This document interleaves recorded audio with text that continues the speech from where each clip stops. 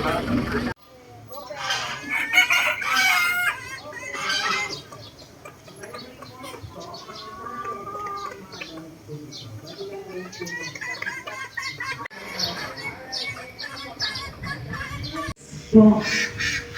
medium-sized raptor that they can reach like up to 55 to 75 centimeters, aka the crested serpent eater.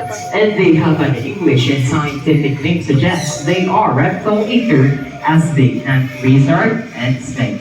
And when they rest on branches, they commonly mistaken as an owl because of the large bumili eyes. Alright, smell na po tayo sa camera, ma'am. Asan yung kasama niyo po? Doon po ako.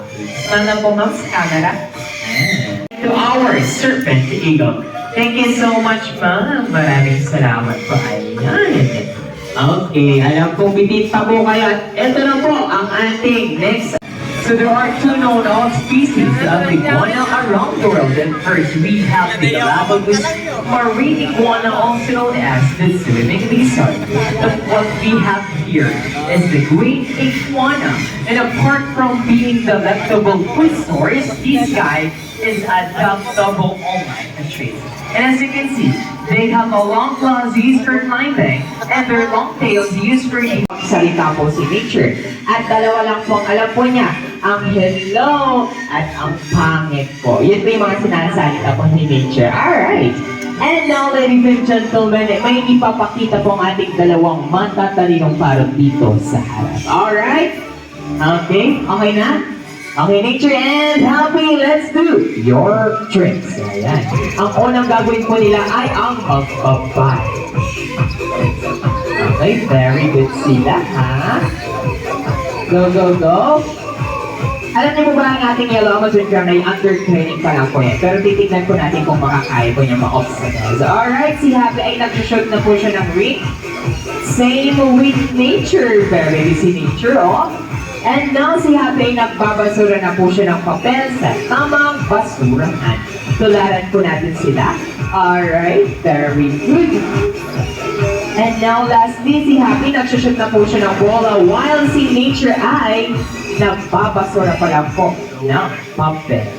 Alright, at natapos na po ni Happy. Alright, si Nature na lang po.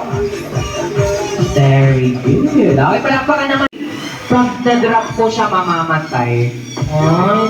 Maawang ngayon sa animal friend natin. Alright, ladies and gentlemen, our next animal friend is one of the smallest. Isa sa pinakamaliit sa buong mundo. One of the smallest. Guys, relax lang, steady, okay? Okay, huwag mo lang daw python in the world that can only found in Africa.